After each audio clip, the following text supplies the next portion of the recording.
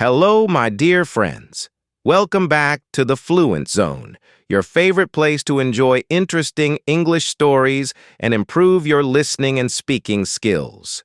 Today, we've brought you another exciting story that will not only entertain you, but also take you one step closer to becoming fluent in English. Hello.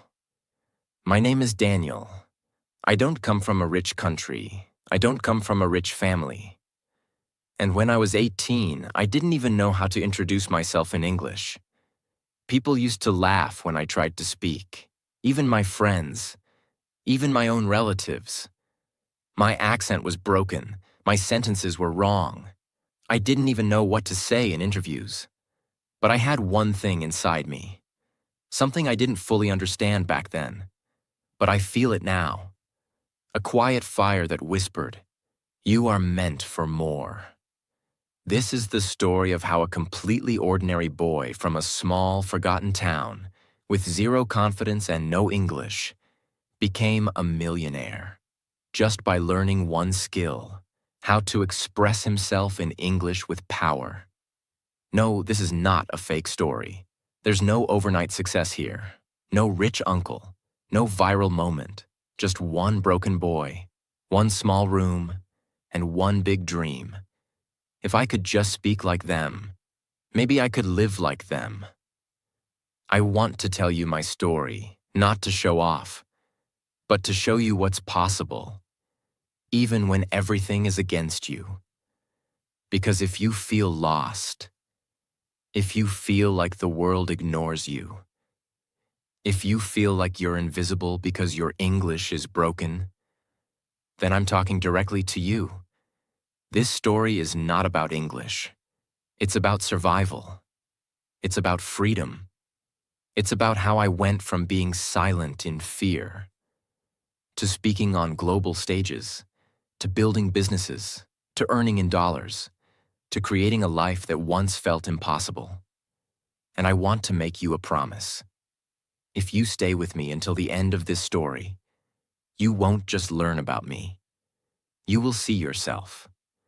You will learn how to grow step by step without shortcuts, and you will feel hope again. So let's begin from the beginning. Because where I started, most people would have already given up. I was born in a small, noisy city in the south of the Philippines. Our home was made of wood and tin. When it rained, we had to move our things to keep them from getting wet. My father was a jeepney driver. My mother sold fruits in the market. We didn't speak English at home. We didn't even have a television. I was the quiet boy in class, not because I was shy, but because I didn't understand anything when the teacher spoke in English. I failed English in grade 4, again in grade 7. I remember once I was asked to read a sentence in front of the class. I stood up, looked at the page, and just froze. My hands were shaking. I couldn't even pronounce Wednesday. The class laughed. The teacher gave me a weak smile and moved on. But something inside me died that day. After that, I avoided eye contact. I never raised my hand. I hated English. I hated myself. But things got worse. At 16, I tried to apply for a summer job at a tourist cafe. The owner said, "You're smart, but your English is bad. Tourists won't understand you." He rejected me. Politely, but it crushed me. That night, I sat on our rooftop. I looked at the stars and asked myself, is this it? Will I always be poor just because I can't speak English? And that's when it hit me.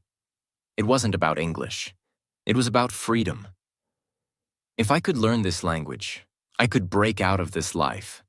I could go beyond this town. I could understand the world. I could speak. I could earn. I could lead. That night changed everything. But it was just the start. The first step.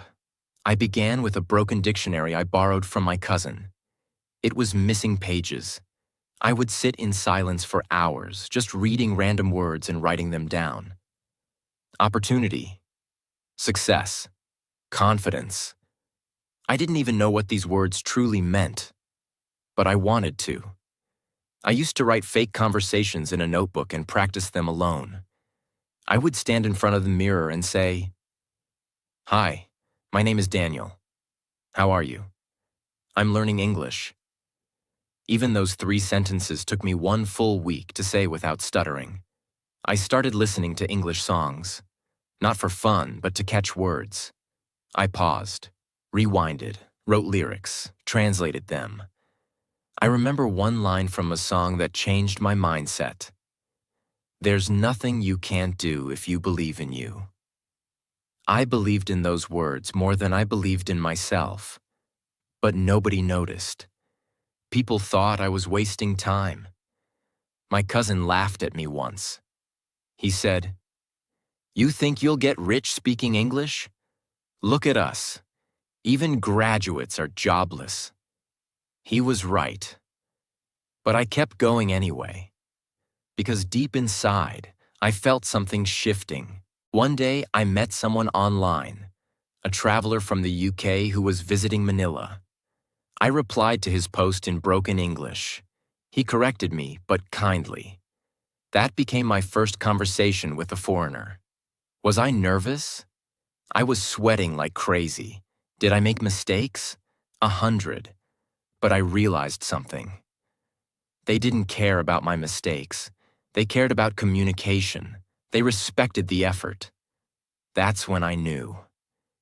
English is not about perfection. It's about connection. That conversation gave me fire. I started messaging strangers online just to practice. Some ignored me, some helped. One even offered me a free online course in spoken English. And I studied it like my life depended on it. Because it did. Just when I thought I was improving, life hit me hard. My father had a stroke. I had to quit studying and work full-time in a hardware store. And just like that, my dreams of learning English, of becoming more, faded again. I worked from 7 a.m. to 7 p.m. Lifted boxes, took inventory, cleaned toilets, all in silence, all in Tagalog, all in frustration. But then one day, something happened. A tourist came in, looking for a specific tool. No one in the store could help, but I understood what he said, because I had heard that word before in a song. Screwdriver.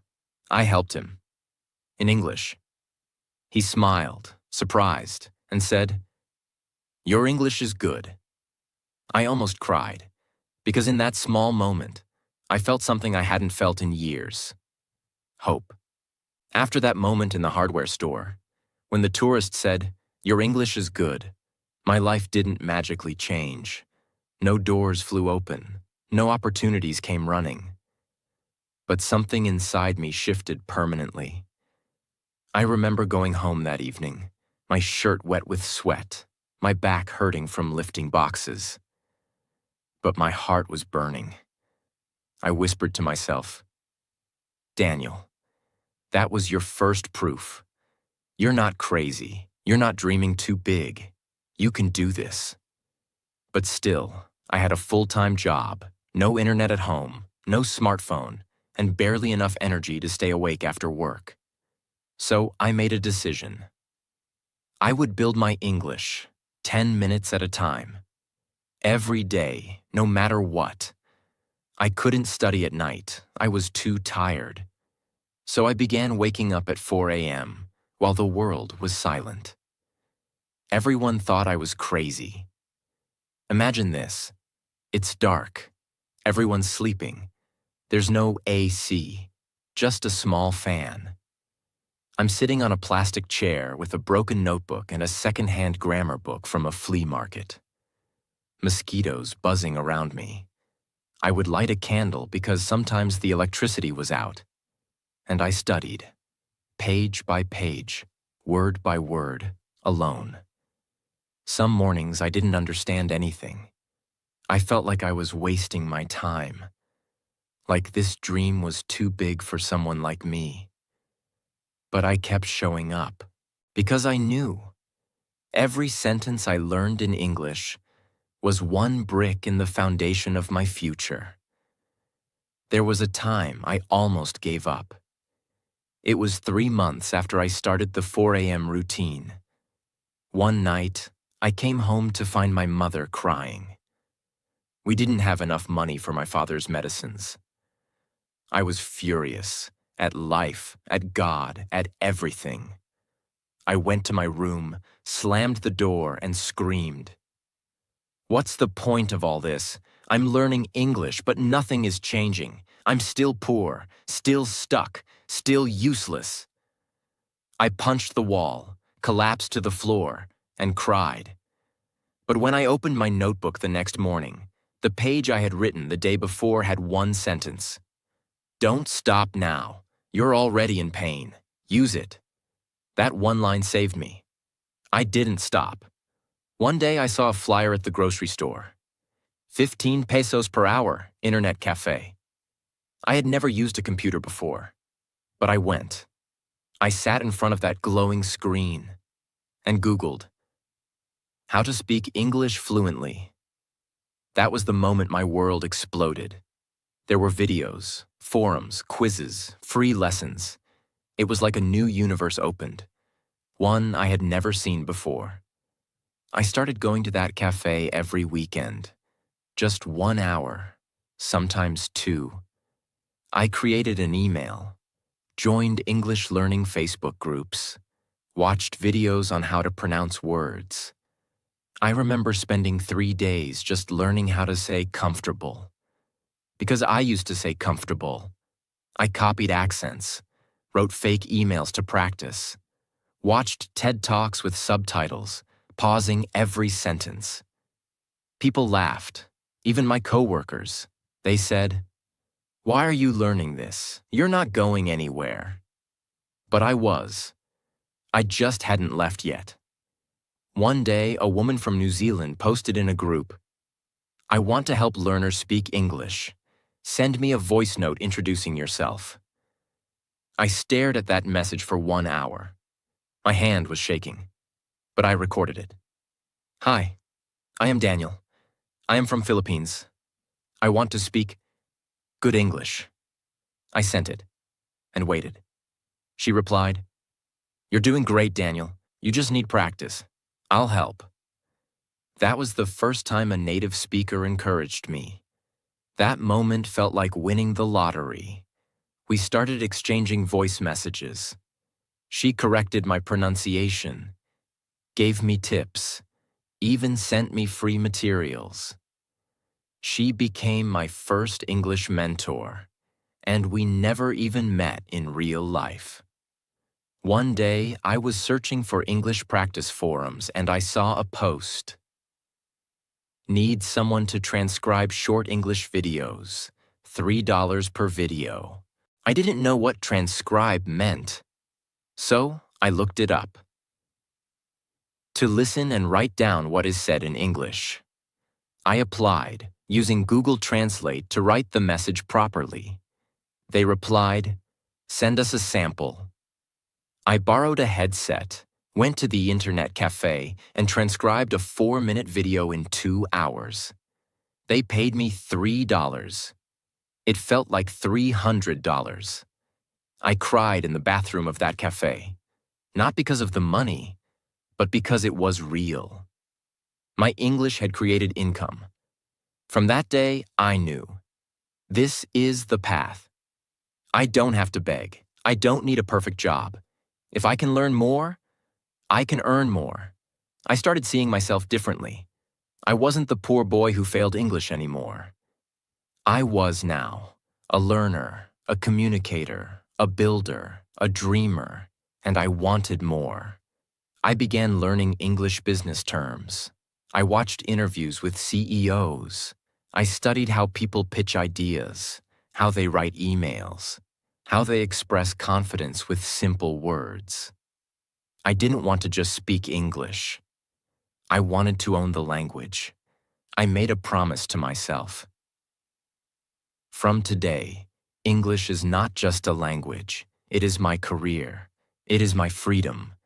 It is my tool to escape poverty. Forever. I found out about websites where freelancers offer services: writing, translation, transcription, virtual assistants. I created a profile on one of them. It wasn't fancy. I just wrote what I could do. I can type fast. I can transcribe videos. I can do simple English writing. No one replied for 2 weeks. Every morning I would open the internet cafe's old computer, check my messages, and find nothing. And every time I saw 0, I felt something inside me whisper, maybe they were right. Maybe this isn't for people like you. But I ignored it. And every day I applied to 10 new jobs. No copy-paste. Every message was personal. Every message was respectful. Until one day, someone replied. A man from the US wanted help writing subtitles for his YouTube videos. He paid $10 per video. He said, "You're not perfect, but I like your attitude." That word hit me. Attitude. That's what English had given me. Not perfection, not fluency, confidence, effort, respect. That first client became my regular. I started earning $40, then $60 a week. I still worked in the hardware store, but now I felt like I had a secret superpower. I would go to the cafe after work till 11 p.m., go home, sleep, wake up at 4 a.m. again, repeat. But soon I hit a wall. One client ghosted me without paying. Another gave me a bad review because of my grammar. I failed a deadline because the cafe had no internet that day. And the worst? My mother said this to me one night. "Daniel, stop wasting money on this internet dream. You're just getting tired. We need you here." That broke me. Because she didn't say it out of anger. She said it out of love. She wanted to protect me from disappointment. She didn't want me to hope too high and fall too hard. But I couldn't stop. I had seen the world. I had spoken to people in Canada, in Germany, in America, all from a dusty old computer. And I knew, deep inside, I may not have money, but now I have a voice. And that's priceless. There was one day I will never forget. A client from Singapore wanted someone to write product descriptions in simple English. He asked for a voice call. I almost said no. I had never done a full conversation in English before. I was shaking. But I said yes. The day of the call, I wore my best shirt. I sat at the cafe, closed my eyes and whispered, "This is it. You've been preparing for this." He called. I answered. "Hello, Mr. Ravi. This is Daniel speaking." I was nervous, but I didn't panic. I made mistakes, but I kept speaking. At the end of the call, he said, "Your English isn't perfect, but your spirit is. Let's work together." He hired me. That was the moment I realized. English is not about perfect grammar. It's about clarity, effort, and energy. From that job, I made $120 in 1 week. That was twice my monthly salary at the hardware store. After months of working online at night and at the store in the day, I made the biggest decision of my life. I quit. I told my boss, with broken but clear English, "Sir, thank you for everything, but now I have to build my own life." He shook my hand and said, "I'm proud of you. Go make something great." I cried after leaving, not because I was sad, but because I finally felt like I was choosing my own life. But it wasn't easy. There were days when I had no clients. Days when I doubted everything. Days when I looked at my family and thought, I hope I'm not making a mistake. But every time I had doubts, I opened my first notebook, the one where I had written, "Hi, my name is Daniel. I want to learn English." And I kept going. 2 years after I sent my first voice note. I earned over $1,000 in 1 month. From writing product descriptions, transcribing videos, doing voiceover edits, and helping non-English speakers write business emails. All using the one skill that once made me cry in class: English. That month changed how my family saw me. My mother no longer told me to stop. She would bring me tea when I worked late. My father, who still couldn't speak English, once said to me quietly, "Son, I don't understand what you're doing, but I see your eyes, and they look alive." I saved up and bought a secondhand laptop, then a cheap pocket Wi-Fi, then a table, a chair. I made my own workspace in the corner of our house. I still lived in the same neighborhood, still ate simple meals, still wore secondhand clothes. But now, I was working with people across the globe. I was being paid in dollars, and I was using the same English I once failed in school to build a real business. I still remember the exact day I saw $5,000 in my PayPal account. It was evening. I had just finished a freelance job. I refreshed the screen once, twice, and there it was, $5,274.82. I stared at it for minutes. This wasn't a dream. It was real. Just 2 years ago, I couldn't speak one sentence of English without panicking.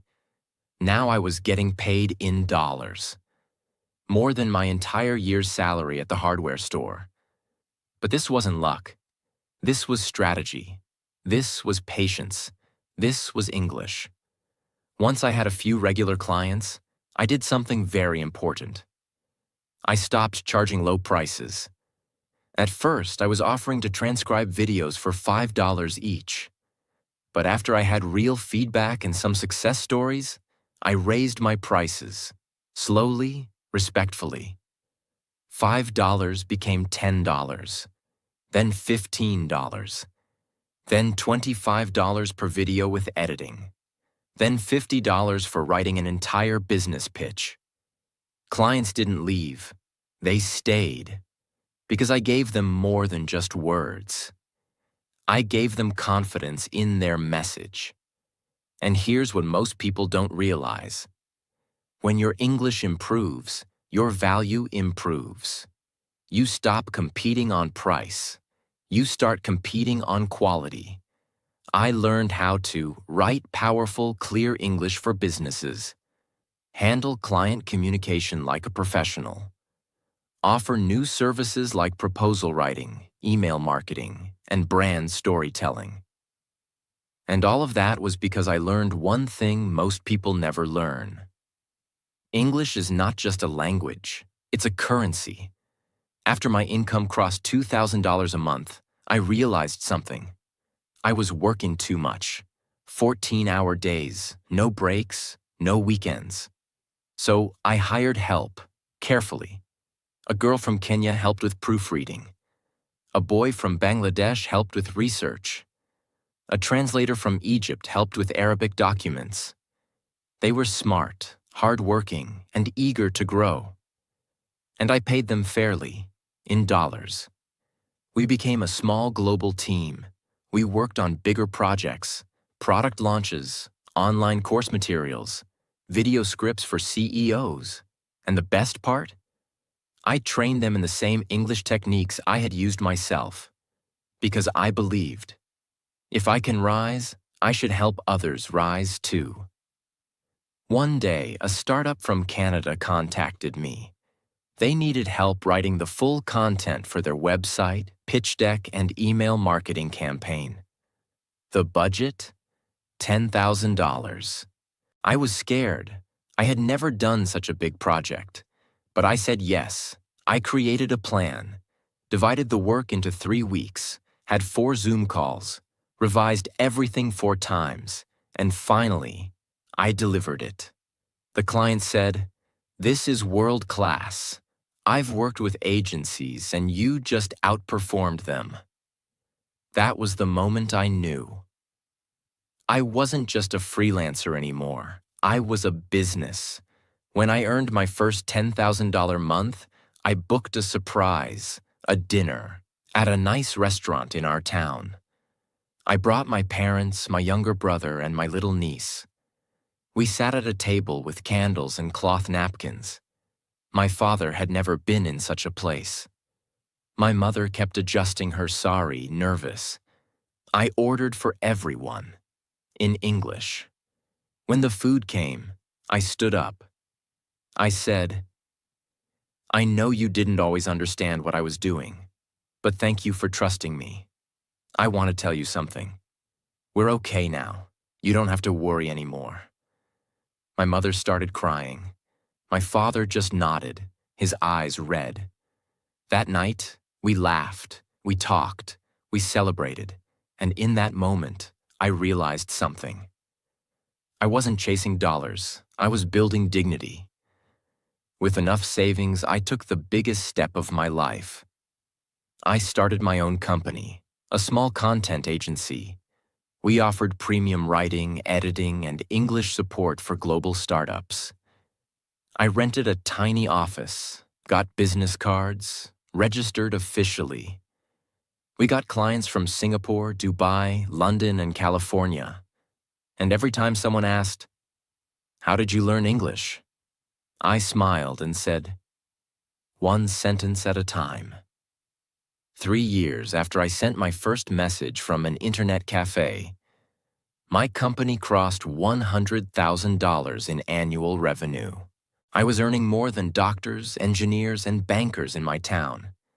And I had done it with nothing but a broken chair, a second-hand laptop, a fire in my heart, and a notebook that once said, "Hi, my name is Daniel. I want to learn English." If you've been following my story, you already know everything I've been through. From growing up poor, to getting rejected, to failing my English class, to finally using this language to change my life. But now, I'm not going to talk about the pain. I'm going to talk about the path, because you deserve to know. How exactly did I learn English? People say it's impossible to go from zero to fluent without classes, tutors, or money. But I did it. With nothing but a notebook, a secondhand phone, and one deep, burning reason. I wanted to be free. So here it is, step by step. Everything I did, no secrets, no shortcuts. Just the raw truth. If you follow these steps, I promise. Not only will your English improve, but your confidence, your career, and your entire life will start changing. Let's begin. 1. I stopped studying English and started living in English. Most people treat English like a school subject. They wait for someone to teach them grammar. But I made a decision. English is not a subject. It's my future. I changed my phone language to English. I wrote my shopping list in English. I talked to myself in English while walking, eating, even showering. I am cooking rice. I have to wake up early tomorrow. This shirt is dirty. Tiny sentences, everyday life. But I repeated them 50 times a day. And slowly something magical happened. I stopped thinking in my mother tongue. My brain began thinking in English. That's the first step to fluency. 2. I trained my tongue, not just my brain. I realized something. Most people know English in their head, but can't speak it, because they never trained their mouth. So every day I did this. Read one paragraph aloud, slowly and clearly. Shadow to speaker. I would pause a video after every line and repeat it in the same tone. Recorded one voice message to myself every single day. Sometimes I said things like, "Today I went to the market. I bought tomatoes. I saw an old friend." Simple, but powerful. Because I was training my tongue to move in English. And guess what? In 3 months, I could speak without freezing. Not perfectly, but naturally. That's when I knew. Confidence comes from action, not perfection. 3. I learned only 5 words a day, but mastered then. I didn't chase big vocabulary books. I picked 5 useful words every morning. Let's say confident, nervous, explain, improve, believe. Then I made my own sentences. I feel confident today. Please explain that again. I believe in myself. I said each sentence out loud 10 times. Then I tried to use at least 2 of those words in a conversation or voice message. That's how those words became my own. Remember, you don't need 5,000 words.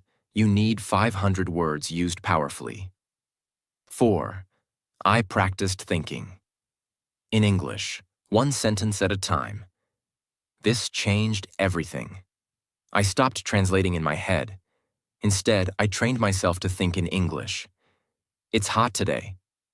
I am getting late. I don't like this food. At first, I had to force it, but I made a rule. Every time I speak to myself, it must be in English. Even when I was sad, I'd say, I feel broken today, but I will not give up. My emotions became English. My thoughts became English. And slowly, my language became natural. 5. I used free tools like a master. I couldn't afford courses. So I made Google, YouTube, and my phone into my teachers. Google Translate. I used it to translate daily words. Then I clicked the speaker icon and repeated the pronunciation. YouTube. I searched for real conversations, like ordering food in English, how to introduce yourself. English for beginners. I didn't just watch. I studied, paused the video, repeated the line, copied the tone. ChatGPT. I asked questions like, can you correct this sentence? Give me a daily speaking practice. How do I say this professionally? Notes app. Every time I heard a new phrase, I saved it. It's been a long time. That sounds great. I'm not sure about that. And I use these in my own sentences. 6.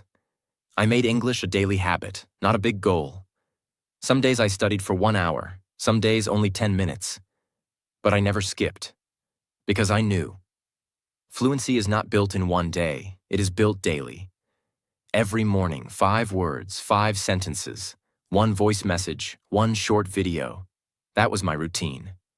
And slowly, those small efforts became big confidence. 7. I spoke to strangers, even if I was scared. One day, I joined an online English group. Everyone was a beginner, no judgment, just practice. First time, I said, hello, my name is Daniel. I am learning English. My hands were shaking, but they clapped, they smiled, they replied in English, and I felt something powerful. I can do this, I really can. From there, I joined small meetings, voice chats, Zoom calls. I wasn't great, but I showed up, and that's what matters. 8. I wrote every single day. I started a journal in English. Every night I wrote, what did I do today? What did I learn today? What will I do tomorrow? Just 5 to 10 lines. No pressure. Sometimes, I felt sad today. I didn't talk much, but I want to try again tomorrow. Writing helped me see my thoughts. It made me calm. It made me honest. And slowly, my grammar improved. Not because I memorized rules, but because I used English daily. You don't need money. You don't need a perfect accent. You don't need anyone's permission. What you need is hunger. I learned English in broken internet cafes. I practiced while working at a hardware store. I failed many times, but I never gave up. And today, that same broken English made me a millionaire. So if you're watching this with fear, with doubt, with pain in your heart, just know this. 1 sentence can change your life. 1 brave moment can open a door. And one language can become your power. Listen to me, my friend. I know what it feels like to sit in silence. I know what it feels like when your heart is full of words, but your mouth can't say them in English. I know the fear, the shame, the doubt. But I'm standing here to tell you, you are not weak. You are not behind. And you are not alone. I started with just one sentence. Broken, shaky, full of mistakes. But that sentence opened a door. That door led to my future. So if you are learning English right now, if you are watching this with pain in your heart, wondering, will I ever get better? The answer is yes. You will speak, you will be understood, you will earn, you will inspire. And one day, you will look back and say, I'm glad I didn't quit. So don't stop now. Say one sentence, then another, then keep going, even when no one claps. Because I promise you, the world will listen one day, just like it's listening to me now.